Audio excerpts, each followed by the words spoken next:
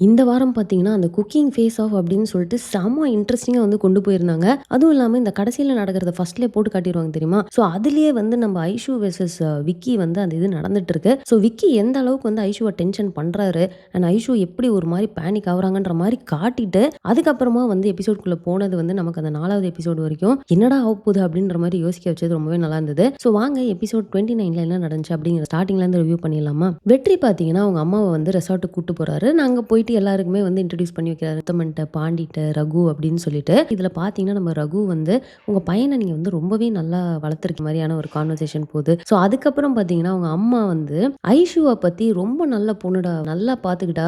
ஆனா அவங்க அப்பாட்ட பொய் சொல்லிட்டு இருந்தது மட்டும் தான் கொஞ்சம் ஒரு மாரி இருந்துச்சு. பட் அங்கருந்து கிளம்புறேன்னு சொல்றப்போ கூட இல்ல வேணாம். எனக்கு உங்க கூட இருக்கிறப்போ தான் வந்து அம்மா கூட இருக்கிற மாதிரி ஒரு ஃபீல் இருக்குன்னு சொல்லிட்டு அங்கேயே இருக்க வச்சுட்டா அப்படிங்கிற மாரி. ஸோ அவங்க அதெல்லாம் ஷேர் பண்ணது வந்து நல்லா இருந்தது.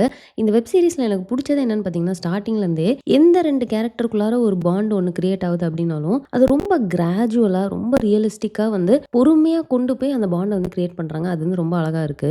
இதுக்கப்புறம் பார்த்தீங்கன்னு வச்சுக்கோங்களேன், நம்ம ராஜன் அண்ட் ரியாக்குள்ள ஒரு கான்வர்சேஷன் நடக்கும். நம்ம ரியா வந்து செம்ம எக்ஸைட்டடா இருக்கிறாங்க. அதாவது என்ட்ட ஒரு சூப்பர் ஐடியா ஒண்ணு இருக்கு அப்படின்னு சொல்லிட்டு. அந்த ரெசார்ட்ல இருக்கிற அந்த டிஷ்ஷஸோட ரெசிபி எல்லாத்தையுமே நம்ம வந்து செல் பண்ணலாம். ஸோ அங்க வந்து ஸ்டே பண்ற கெஸ்ட் வந்து அந்த ரெசிபி புடிச்சிருக்கு அப்படின்னா, அவங்க அத வாங்கிட்டு போய் வீட்ல கூட குக் பண்ணிப்பாங்க. அட் த சேம் டைம் ஆன்லைன்லயும் நம்ம அவைலபிளா வச்சோம் அப்படின்னா, அவங்க வேணும்னா வாங்கிப்பாங்க.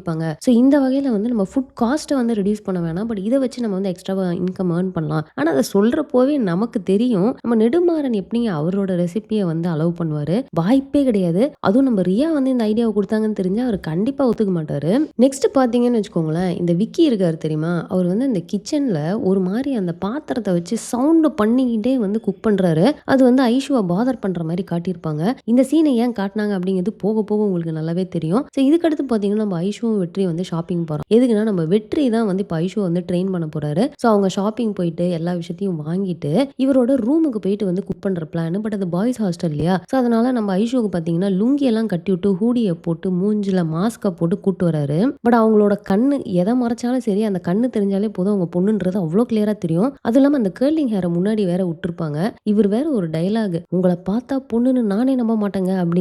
ஆனா பச்சையா தெரியுதுங்க அது பொண்ணு அப்படின்ட்டு. சரி ஓகே. அதுக்கப்புறம் அவங்க அங்க ரூமுக்கு போனது, குக் பண்ணது, அங்க பாண்டிய வச்சு சில காமெடிலாம் இருக்கும். பாண்டியோட காமெடி எல்லாமே உண்மையா ரொம்பவே என்ஜாயபிளா இருக்குது. ஸோ குக் பண்ணதுக்கு அப்புறமா பார்த்தீங்கன்னா, அவங்க மேல டெர்ரஸ்ல போயிட்டு உட்காந்து சாப்பிடுற மாரி. ஸோ அந்த இடத்துல நம்ம ஐஷு வந்து அவருக்கு ஒரு ட்ரிங்க் ஒண்ணு வாங்கிட்டு வந்து குடுத்தது. அண்ட் அவர் ட்ரிங்க் எடுத்துட்டே வந்து பேசினது. அந்த இடத்துல அந்த கான்வர்சேஷன் எல்லாமே ரொம்ப நல்லா இருக்கும். "எவ்வளோ பெரிய செஃப் கீழ இருக்கிறேன், அசத்தாம எப்படி?" அப்படின்னு நம்ம ஐஷு சொல்லுவாங்க. "அவ்வளோ பெரிய செஃப்லாம் இல்லைங்க. கொஞ்சம் மொக்க செஃப் தான்" அப்படின்னோனே, "ஹலோ நான் உன்ன சொல்லல எங்க அப்பாவ சொன்னேன்.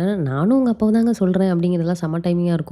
ஸோ இப்ப நான் ஜெயிப்பனா இல்லையா அப்படின்ற மாதிரி அவங்க டவுட்ஃபுல்லா கேட்கிறப்போ, "ட்ரெயின் பண்ணவன் அப்படி. உங்கள நீங்க சந்தேகப்படுறது என்னைய சந்தேகப்படுற மாரி நீங்க கன்ஃபார்மா ஜெயிப்பீங்க" அப்படிங்கிற மாரி அவங்க பேசினது. ஸோ அந்த ஓவரால் அந்த சீக்வென்ஸே வந்து ரொம்ப அழகா எடுத்திருப்பாங்க.